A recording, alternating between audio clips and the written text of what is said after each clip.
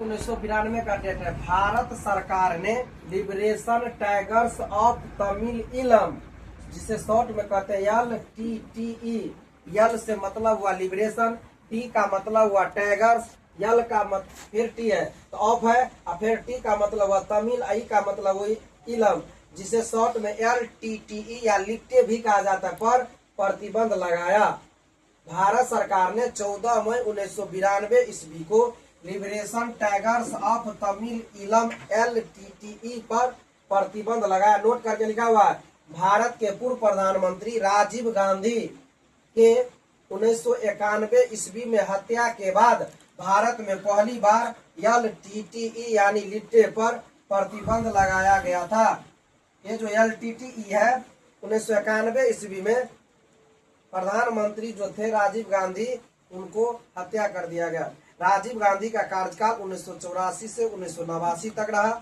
1991 में पूर्व प्रधानमंत्री थे, तब इनका हत्या तमिलनाडु में हुआ था, और इसी पर मूवी बना हुआ है मद्रास कैफे। मद्रास कैफे। इससे पहले उनकी मां जो थी इंदिरा गांधी 31 अक्टूबर 1984 को भी मार दिया गया था उनके 2 बॉडीगार्ड के द्वारा।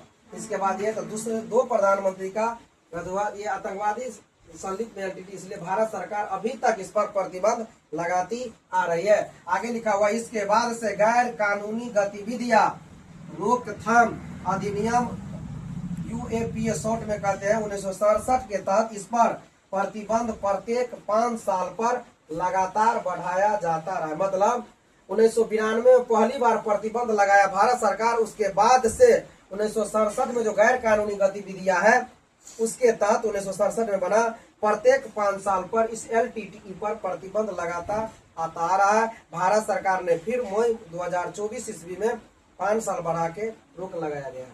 नोट में लिखा हुआ है, मई 2024 ईस्वी में इस LTTE पर फिर से 5 साल के लिए प्रतिबंध को बढ़ाया गया है। आगे लिखा हुआ है, प्रतिबंध का कारण है भारत की संप्रभुता एवं अखंडता को बनाए रखना। याद कीजिए, भारत के संविधान में से क्या है? संप्रभुता और अखंडता। भारत की संप्रभुता और अखंडता को बनाए रखने के लिए ही सरदार वल्लभ भाई पटेल ने 565 रियासत को भी क्या 562 रियासत 462 था, सब रियासत को क्या कर दिया था?